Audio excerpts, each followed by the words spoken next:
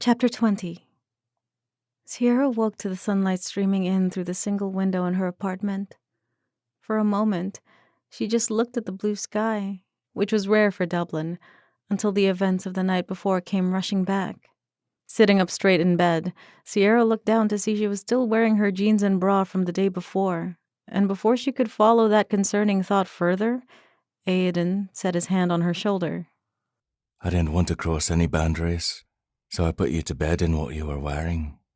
Sierra nodded mutely before turning to find Aidan tucked into bed next to her, still wearing his shirt from the day before. I also thought it might scare you to wake up next to me in nothing but my undergarments, so I'm still clothed too. Sierra let out her breath. It was like Aidan already knew all her anxieties without her having to explain them, and had taken steps to make sure she woke up as comfortable as possible.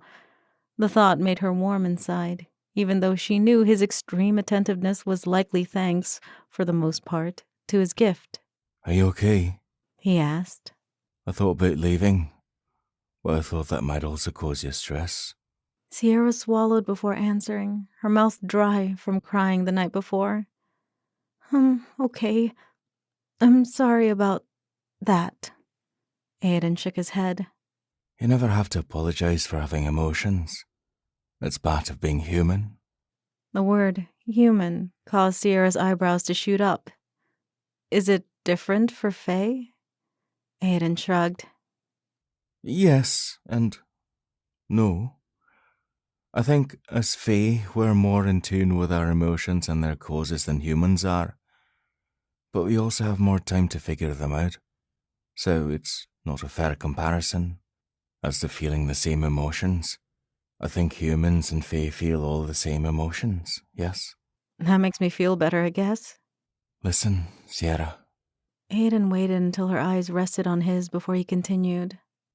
I don't want you to feel like you have to hide your emotions from me, okay? I won't. The corner of Sierra's mouth ticked up.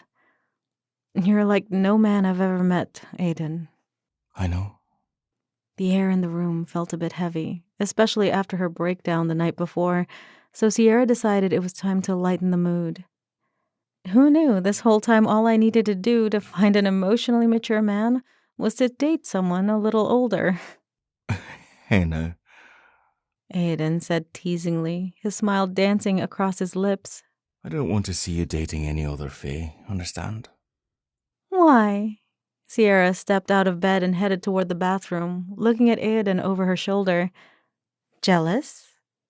Even though she was just in her sports bra and jeans still, she found that the insecure voice in her head remained quiet. Aidan's eyes darkened. Yes. He replied honestly. Plus, the only Fae I know in the area is Bron, and that would cause problems for numerous people. Once she was out of view, Sierra pushed the door closed, leaving it open a crack so they could talk as she undressed. I would never do that to Kay, she replied in earnest. I know. Came Aidan's answer from the other side of the door as Sierra turned on the shower and stepped under the spray, washing away the shame and anxiety of the night before. Today was a new day, and Aidan was still here. She washed quickly, wrapping herself in her favorite extra-large towel, which covered most of her torso and legs before re-entering the bedroom. Aidan was right where she had left him, sitting up in bed with her blue comforter covering his lower half, his bare chest on display, giving Sierra the perfect opportunity to ogle the impressive abs she had felt during the previous makeout sessions. Do you want to shower? That would be preferable, yes? Aidan answered, his voice husky in a way that made goosebumps appear on Sierra's skin. Knowing that now wasn't the time to try a repeat of last night, even though other parts of her body disagreed with the sentiment, Sierra grabbed her second towel from the bathroom cabinet and handed it to him on her way across the room. Here you go. Aidan disappeared into the bathroom, leaving the door open a crack as she had. As soon as she heard the water running, Sierra moved to her dresser, dropping her towel to pull on jeans and a long-sleeved turtleneck sweater. She swapped the towel to her head, hoping her hair would dry a bit before she had to head to her lab. With a glance at the clock, Sierra confirmed she had another hour until she would be late. For the first time in a while, she was glad she didn't have any early lectures. While later lectures made it harder to arrange shifts at the library, at least she didn't have to worry about the fact that she didn't set an alarm before falling asleep during her mental meltdown the night before. Remembering that it was morning and that Aoden might want breakfast, Sierra moved to her kitchen corner to see what she could scrounge up. One glance at the half-sized fridge in her tiny kitchen confirmed it was indeed nearly empty, and the cabinets were just as bare. With a grimace, Sierra started the hot water pot and grabbed 2 tea bags and 2 granola bars from her snack stash. It would have to do. She turned around only to come in contact with a wide, chiseled, and slightly damp chest.